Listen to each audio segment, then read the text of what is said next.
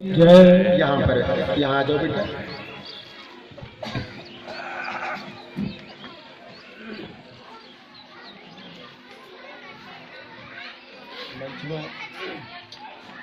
देखो बेटा,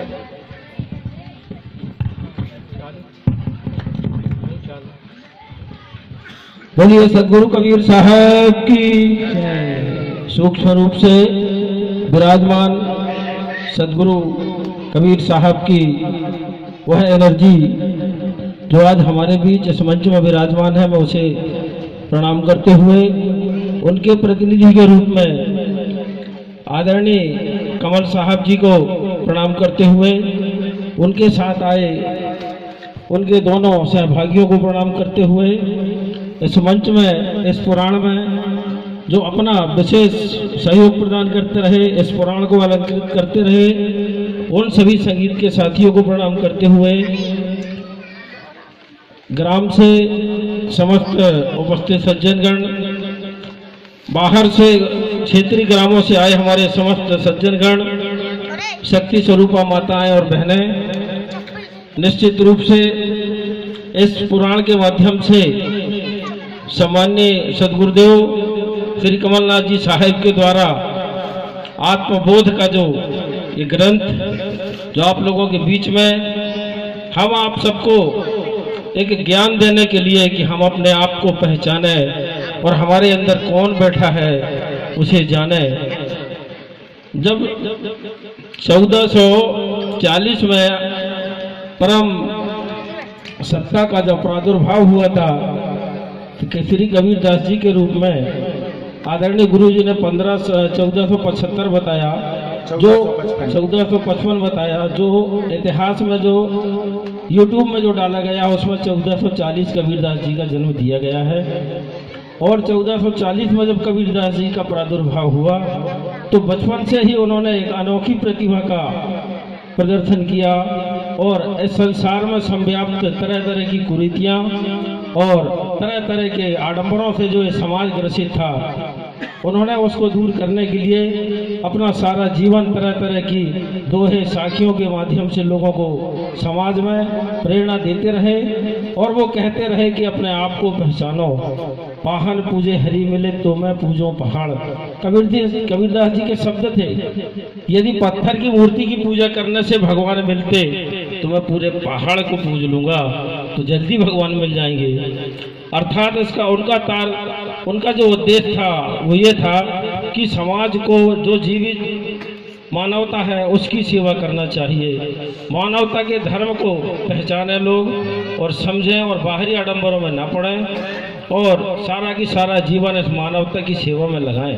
कबीरदास जी कहते थे ये जो बगियां भगवान ने बनाई है, ईश्वर ने बनाई है, इसको सींचने संवारने का काम इस समाज का है और ये समाज जब इन सब चीज़ों को पहचानेगा तभी इस समाज की सेवा होगी। सारे शास्त्र जो भी लिखे गए हैं, 4 वेद 6 शास्त्र उपनिषद, उन सब के पीछे उद्देश्य यही है कि समाज सुसंगठित तरीके से जीवन निर्वाह करे, हर व्यक्ति को एक दूसरे की मदद, सेवा, सहयोग की भाव रखने चाहिए। इसी भाव के साथ कबीरदास जी ने भी इसी बात को रखा कि हमें बाहरी आडंबरों में नहीं पड़ना चाहिए बल्कि हमें मानवता की सेवा करना चाहिए। मैं संगीत के साथियों से कहूँगा कि 2 पंक्ति में गाना चाहता हूँ, कृपया।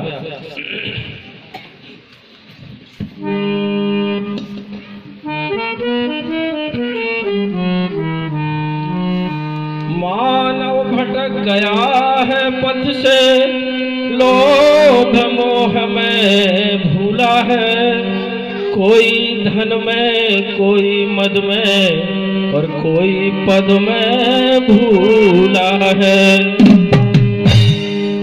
किसी के काम जो आए उसे इंसान कहते हैं, किसी के काम जो आए उसे इंसान कहते हैं।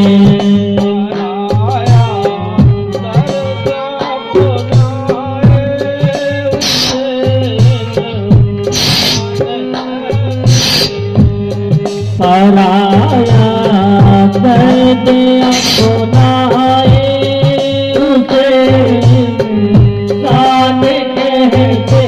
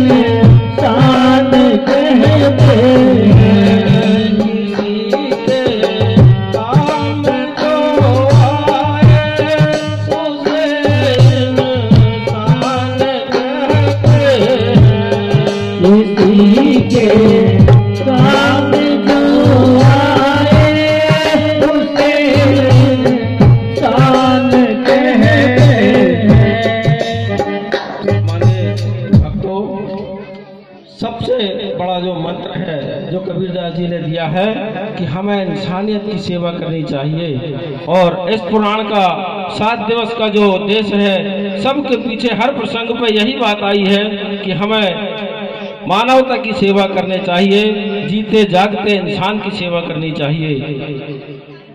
सम्मानित भक्तों, यह 7 दिवसीय जो सत्संग यहाँ हुआ, श्रद्धेय गुरुदेव के द्वारा ये ज्ञान की गंगा यहाँ पर प्रवाहित की गई, उसमें जिसके पास जितना समय मिला, कोई 1 डुबकी, कोई 2 डुबकी, किसी ने 7 डुबकियां 7 दिन की लगाई और गुरुदेव के ज्ञान को हासिल किया। निश्चित रूप से हम और आप बहुत ही भाग्यशाली हैं। मैं थोड़ा सा प्रकाश डालना चाहूँगा। श्रद्धेय गुरुदेव जी ने कहा कि आज हरदहा समाज या जो कबीर पंथ को मानने वाले लोग हैं वो धीरे धीरे कबीर पंथ से दूर हटते जा रहे हैं। मैं आदरणीय गुरुदेव को आश्वस्त करना चाहूँगा कि इसमें समाज की कुछ गलती है तो कुछ आपकी भी गलती है। जब पंथ का प्रचारक लोगों के बीच जाकर के पंथ का प्रचार नहीं करेगा तो धीरे धीरे जो आने वाली पीढ़ी है वो आपसे दूरियां बनाती चली जाएगी और जिसको जहां से ज्ञान मिलेगा लोग उस दिशा में भटकते चले जाएंगे। मैं सामान्य गुरुदेव से निवेदन करना चाहूंगा कि आपके प्रति और आपकी व्यासपीठ के प्रति, सामान्य सदगुरु कबीर साहब के ज्ञान के प्रति हम हरदहा समाज नहीं, हमारे पूरे क्षेत्र की जो जनमानस है उसका निष्ठा से सम्मान है और सदैव उसका सम्मान करते रहेंगे, क्योंकि ये जो ज्ञान है ये हमेशा युगों युगों तक विराजमान रहेगा। हम भी नहीं रहेंगे, शायद आप भी नहीं रहेंगे, सदगुरु कबीर साहब भी नहीं रहे, लेकिन उन्होंने जो अपनी वाणी में जो इस संसार के लिए कुछ छोड़ के गए हैं, हम नहीं, हमारे जैसे लाखों करोड़ों लोग इस विधा को, इस पंथ को, इस ज्ञान को अंगीकार करेंगे और अपने जीवन को धन्य बनाएंगे। मैं आदरणीय गुरुदेव से निवेदन करूंगा कि आप अच्छी तरह लाड़ प्यार से, प्रेम से, सम्मान से अपने इन पंथवासियों को समझाने का प्रयास करें। निश्चित रूप से यह पंथ आपका आगे चलता रहेगा, चलता रहेगा, चलता रहेगा।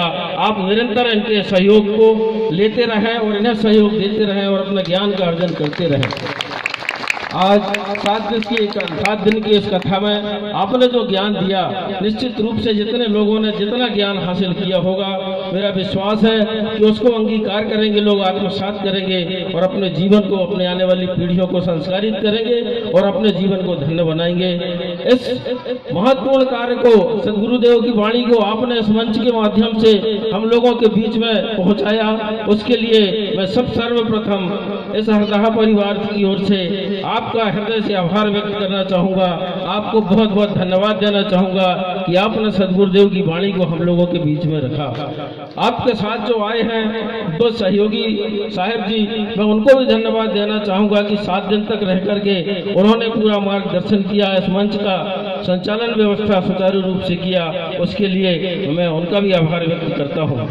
आपकी वाणी को अलंकार में रूप देने के लिए जो संगीत के साथी आपके साथ मंच में बैठ करके गीत के माध्यम से, कबीरदास जी के भजन के माध्यम से जो हमारे बीच में अपनी बात रखी, निश्चित रूप से आपके इस पुराण में 4 चांद लगा दिया।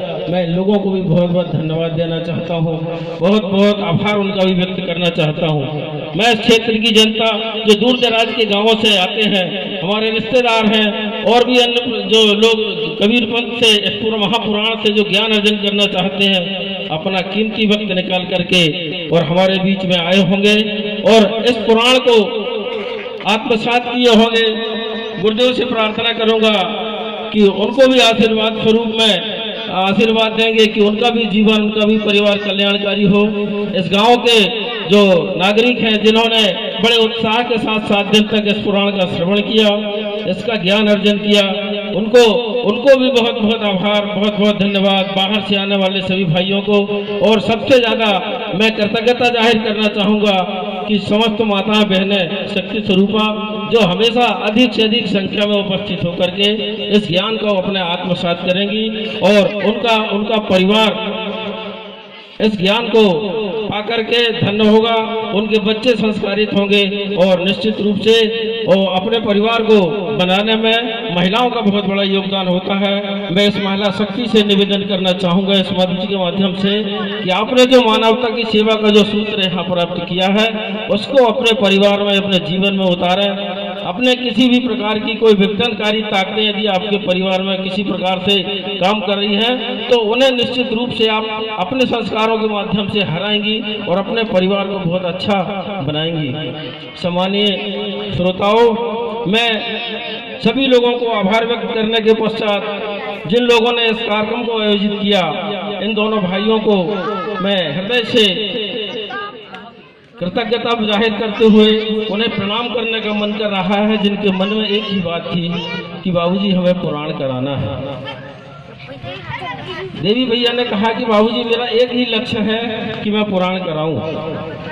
हमने उनकी इस ललक को देख करके ऐसा महसूस किया कि इस पुराण का, उनका श्रवण करने का जो मन है, अपने गुरु के प्रति उनकी जो निष्ठा है करने के लिए कि मैं उनकी जो भाव है, उनकी जो भावना है कि अपने गुरु के प्रति जो निष्ठा मैंने देखी है बहुत कम लोगों में देखने को मिलती है। अपने गुरु के प्रति जो श्रद्धा, जो निष्ठा उन्होंने दिखाई है, मैं उस निष्ठा और श्रद्धा को प्रणाम करता हूँ। परमात्मा से प्रार्थना करूँगा, सदगुरु कबीर साहिब से प्रार्थना करूँगा कि अपने सभी शिष्यों को, सभी भक्तों को ऐसी प्रेरणा दें और ऐसी ललक उनके मन में पैदा करें कि वो भी गुरुदेव की वाणी को सुनने के लिए ललायित हो और अच्छा से अच्छा कार्यक्रम करके जनमानस को उसका लाभ दिलाएं।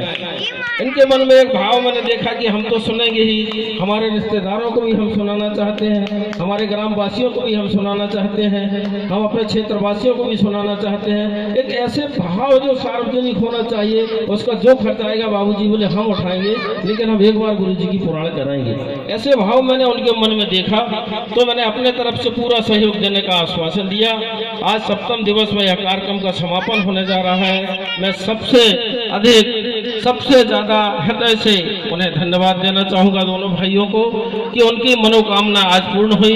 परमात्मा उनके मन में जो एक संकल्प था उसको पूर्ण किया। इसके लिए इस मंच के माध्यम से मैं उन्हें भी बहुत बहुत आभार और बहुत बहुत धन्यवाद देना चाहूंगा। इसी के साथ मैं मंच को परम पूज्य आदरणीय श्री गुरुदेव महाराज को सौंपना चाहूंगा। धन्यवाद। बोले सदगुरुदेव भगवान सज्जनों, की जय। बिंदा जी ने अपने उद्गार प्रकट किए। अब मैं देवीदास से कहूँगा कि अपने एक जो भजन उन्होंने गाने का भाव रखा है वो 2 शब्द में व्यक्त करें और फिर आरती हो गए। आरती के बाद सब लोग प्रसाद लेके जाएं। और आज भी है ना